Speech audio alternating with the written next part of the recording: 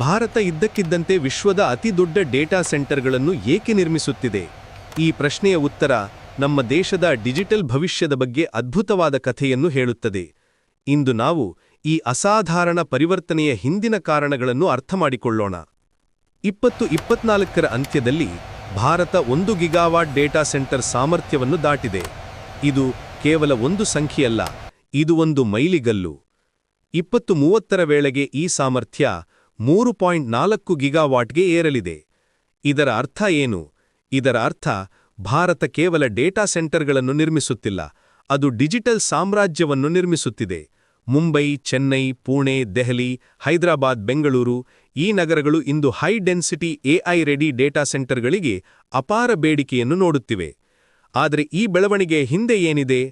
ಮೊದಲು ಮತ್ತು ಪ್ರಮುಖ ಕಾರಣ ಆರ್ಟಿಫಿಷಿಯಲ್ ಇಂಟೆಲಿಜೆನ್ಸ್ ಕ್ರಾಂತಿ. ಇದು ಸಾಮಾನ್ಯ ಡೇಟಾ ಬಳಕೆ ಅಲ್ಲ, ನೆಟ್ಫ್ಲಿಕ್ಸ್ ನೋಡುವುದು ಅಥವಾ ಇನ್ಸ್ಟಾಗ್ರಾಮ್ ಸ್ಕ್ರಾಲ್ ಮಾಡುವುದು ಅಲ್ಲ. ಎಐ ಮಾಡೆಲ್ಗಳು ಅಪಾರ ಕಂಪ್ಯೂಟಿಂಗ್ ಪವರ್ ಬೇಡುತ್ತವೆ. ಆಧುನಿಕ ಎಐ ಚಿಪ್ಗಳು ಹಳೆಯ ಚಿಪ್ಗಳಿಗಿಂತ 300% ಹೆಚ್ಚು ಪವರ್ ಬಳಸುತ್ತವೆ. ಇದರ ಅರ್ಥ ಡೇಟಾ ಸೆಂಟರ್ಗಳಿಗೆ ಪ್ರತಿ ರ್ಯಾಕ್ಗೆ ಹೆಚ್ಚು ಪವರ್, ಹೆಚ್ಚು ಕೂಲಿಂಗ್, ಹೆಚ್ಚು ಸ್ಥಳ ಬೇಕು. ಅಮೆಜಾನ್ ಮತ್ತು ಮೈಕ್ರೋಸಾಫ್ಟ್ನಂತಹ ಹೈಪರ್ ಸ್ಕೇಲರ್ಗಳು ಈಗಾಗಲೇ ಮುಂಬೈನಲ್ಲಿ ಎಐ ಮಾಡೆಲ್ಗಳಿಗಾಗಿ ದೊಡ್ಡ ಪ್ರಮಾಣದ ಸಾಮರ್ಥ್ಯವನ್ನು ಬುಕ್ ಮಾಡುತ್ತಿವೆ. ಎರಡನೆಯ ಪ್ರಮುಖ ಕಾರಣ ಸರ್ಕಾರದ ನೀತಿ ಬೆಂಬಲ. 2022ರಲ್ಲಿ ಡೇಟಾ ಸೆಂಟರ್ಗಳಿಗೆ ಇನ್ಫ್ರಾಸ್ಟ್ರಕ್ಚರ್ ಸ್ಟೇಟಸ್ ನೀಡಿದ್ದು ಒಂದು ಮಹತ್ವದ ನಿರ್ಧಾರವಾಗಿತ್ತು. ಇದರಿಂದ ಕಡಿಮೆ ಬಡ್ಡಿ ದರದಲ್ಲಿ ಹಣಕಾಸು ಮತ್ತು ಸರಳೀಕೃತ ನಿಯಂತ್ರಣ ಅನುಮೋದನೆಗಳು ಸಿಕ್ಕವು. 2023ರಲ್ಲಿ digital personal data protection act ಅಂಗೀಕರಿಸಿದ್ದು ಡೇಟಾ ಲೋಕಲೈಸೇಷನ್ ಅನ್ನು ಕಡ್ಡಾಯಗೊಳಿಸಿದೆ. ಇದರ ಅರ್ಥ ಕಂಪನಿಗಳು ತಮ್ಮ ಸೆನ್ಸಿಟಿವ್ ಡೇಟಾವನ್ನು ಭಾರತದಲ್ಲೇ ಸಂಗ್ರಹಿಸಬೇಕು. 2024ರಲ್ಲಿ ಇಂಡಿಯಾ ಎಐ ಮಿಷನ್ ಪ್ರಾರಂಭವಾಯಿತು. ಇದಕ್ಕೆ $1.2 ಬಿಲಿಯನ್ ಬಜೆಟ್ ಮೀಸಲಾಗಿದೆ. ಮೂರನೆಯ ಅಂಶ ಭೌಗೋಳಿಕ ಪ್ರಯೋಜನ. ಭಾರತದ ಸ್ಥಾನ ಆಗ್ನೇಯ ಏಷ್ಯಾ, ಮಧ್ಯಪ್ರಾಚ್ಯ ಮತ್ತು ಯುರೋಪ್ ನಡುವಿನ ಡಿಜಿಟಲ್ ಕಾರಿಡೋರ್ ಆಗಿ ಕಾರ್ಯನಿರ್ವಹಿಸಲು ಸೂಕ್ತವಾಗಿದೆ. ಮುಂಬೈ ಮತ್ತು ಚೆನ್ನೈ ಸಬ್ಮೆರಿನ್ ಕೇಬಲ್ ಸಿಸ್ಟಮ್ಗಳಿಗೆ ಪ್ರಮುಖ ಲ್ಯಾಂಡಿಂಗ್ ಪಾಯಿಂಟ್ಗಳಾಗಿವೆ. ಭಾರತದಲ್ಲಿ 17 ಅಂಡರ್ ಸೀ ಕೇಬಲ್ ಲ್ಯಾಂಡಿಂಗ್ ಸ್ಟೇಷನ್ಗಳಿವೆ. ಇದು ವಿಶ್ವದೊಂದಿಗೆ ಸೂಪರ್ಫಾಸ್ಟ್ ಲಿಂಕ್ಗಳನ್ನು ಒದಗಿಸುತ್ತದೆ. ಕೋಲ್ಕತ್ತಾ ಮತ್ತು ಕೊಚ್ಚಿಯಲ್ಲಿ ಹೊಸ ಸ್ಟೇಷನ್ಗಳು ಬರುತ್ತಿವೆ. ನಾಲ್ಕನೆಯ ಅಂಶ ಮಾರುಕಟ್ಟೆಯ ಬೇಡಿಕೆ. ಭಾರತದಲ್ಲಿ 900 ಮಿಲಿಯನ್ ಇಂಟರ್ನೆಟ್ ಬಳಕೆದಾರರಿದ್ದಾರೆ. ಪ್ರತಿ ಬಳಕೆ ತಿಂಗಳಿಗೆ 20 ಗಿಗಾಬೈಟ್ಗಿಂತ ಹೆಚ್ಚು ಡೇಟಾ ಬಳಸುತ್ತಾರೆ. E-commerce, online gaming, video streaming, augmented reality ಇವೆಲ್ಲವೂ ಅಪಾರ ಡೇಟಾ ಪ್ರೊಸೆಸಿಂಗ್ ಸಾಮರ್ಥ್ಯ ಬೇಡುತ್ತವೆ. 5G ರೋಲ್ಔಟ್ ಡೇಟಾ ಡೌನ್ಲೋಡ್ ವೇಗವನ್ನು 10 ಪಟ್ಟು ಹೆಚ್ಚಿಸಿದೆ. ಇದು ಡೇಟಾ ಸೆಂಟರ್ ಸಾಮರ್ಥ್ಯದ ಅಗತ್ಯವನ್ನು ಇನ್ನಷ್ಟು ಹೆಚ್ಚಿಸಿದೆ. ಈ ಬೆಳವಣಿಗೆಯ ಪ್ರಮಾಣ ಎಷ್ಟು? 2024ರಲ್ಲಿ ಭಾರತದ ಡೇಟಾ ಸೆಂಟರ್ ಇಂಡಸ್ಟ್ರಿ $5 ಬಿಲಿಯನ್ ಮಾರುಕಟ್ಟೆ ಗಾತ್ರವನ್ನು ತಲುಪಲಿದೆ. ಇದು 25% ವಾರ್ಷಿಕ ಬೆಳವಣಿಗೆ ದರವನ್ನು ಪ್ರತಿಬಿಂಬಿಸುತ್ತದೆ. ಅಮೆಜಾನ್ ವೆಬ್ ಸರ್ವೀಸಸ್, ಮೈಕ್ರೋಸಾಫ್ಟ್, ಗೂಗಲ್ನಂತಹ ಪ್ರಮುಖ ಗ್ಲೋಬಲ್ ಟೆಕ್ ಕಂಪನಿಗಳು ಒಟ್ಟಾಗಿ $2 ಬಿಲಿಯನ್ ಹೆಚ್ಚು ಹೂಡಿಕೆ ಮಾರುತ್ತಿವೆ. 2027ರ ವೇಳೆಗೆ ಒಟ್ಟು $100 ಬಿಲಿಯನ್ ಹೂಡಿಕೆ ನಿರೀಕ್ಷಿಸಲಾಗಿದೆ. ಆದರೆ ಈ ಬೆಳವಣಿಗೆ ಕೇವಲ ಮೆಟ್ರೋ ನಗರಗಳಲ್ಲಿ ಸೀಮಿತವಾಗಿಲ್ಲ. ಟಿಯರ್ 2 ನಗರಗಳಾದ ಭುವನೇಶ್ವರ, ಪಾಟ್ನಾ, ಜೈಪುರ್, ಕೊಯಂಬತ್ತೂರಿನಲ್ಲಿ ಎಡ್ಜ್ ಡೇಟಾ ಸೆಂಟರ್ಗಳು ಸ್ಥಾಪನೆಯಾಗುತ್ತಿವೆ. ಇವು ಚಿಕ್ಕದಾದ ಮಾಡ್ಯುಲರ್ ಹಬ್ಗಳಾಗಿದ್ದು ಲೇಟೆನ್ಸಿ ಕಡಿಮೆ ಮಾಡುತ್ತವೆ. ಈ ವಿಕೇಂದ್ರೀಕರಣವು ಭಾರತದ ಬೆಳೆಯುತ್ತಿರುವ ಡಿಜಿಟಲ್ ಆರ್ಥಿಕತೆಯನ್ನು ಬೆಂಬಲಿಸುವ ಜೊತೆಗೆ ಪ್ರಾದೇಶಿಕ ಅಭಿವೃದ್ಧಿಯನ್ನು ಉತ್ತೇಜಿಸುತ್ತದೆ. ಸಸ್ಟೈನಬಿಲಿಟಿ ಮತ್ತೊಂದು ಪ್ರಮುಖ ಅಂಶ. ಡೇಟಾ ಸೆಂಟರ್ಗಳು ಜಾಗತಿಕವಾಗಿ 1-1.5% ವಿದ್ಯುತ್ ಬಳಸುತ್ತವೆ.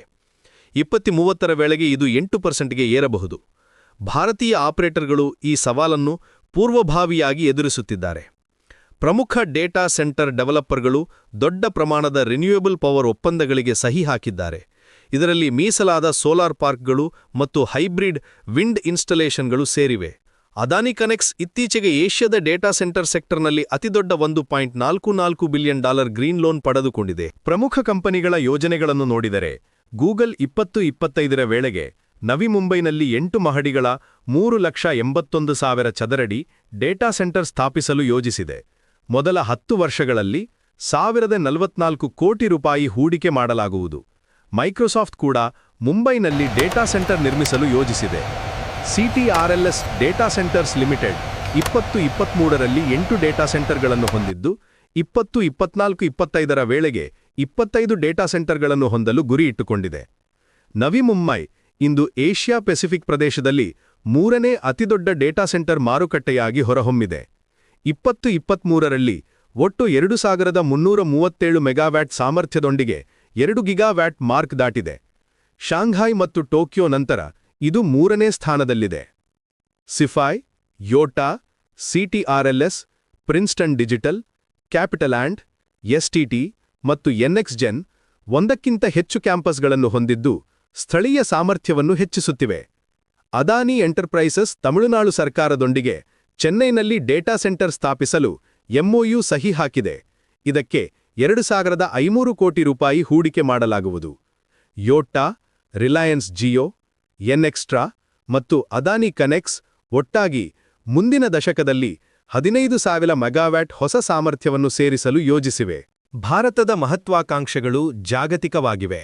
ಸಬ್ಸಿ ಕೇಬಲ್ ಲ್ಯಾಂಡಿಂಗ್ ಸ್ಟೇಷನ್ಗಳಲ್ಲಿ ಹೆಚ್ಚುತ್ತಿರುವ ಹೂಡಿಕೆಯೊಂದಿಗೆ ದೇಶವು ಆಫ್ರಿಕಾ, ಮಧ್ಯಪ್ರಾಚ್ಯ ಮತ್ತು ಆಗ್ನೇಯ ಏಷ್ಯಾ ನಡುವಿನ ಡಿಜಿಟಲ್ ಕಾರಿಡಾರ್ ಆಗಿ ತನ್ನನ್ನು ಸ್ಥಾಪಿಸಿಕೊಳ್ಳುತ್ತಿದೆ. 2025ರ ವೇಳೆಗೆ ಭಾರತದ ಕ್ಲೌಡ್ ಮಾರುಕಟ್ಟೆ $20 ಬಿಲಿಯನ್ ದಾಟುವ ನಿರೀಕ್ಷೆಯಿದೆ. ಇದರ ಅರ್ಥ ಬ್ಯಾಕ್ಬೋನ್ ಇನ್ಫ್ರಾಸ್ಟ್ರಕ್ಚರ್ ಅಂದರೆ ಡೇಟಾ ಸೆಂಟರ್ಗಳು ಈ ಅಲೆಯನ್ನು ಬೆಂಬಲಿಸಲು ಅದೇ ಪ್ರಮಾಣದಲ್ಲಿ ಬೆಳೆಯಬೇಕು.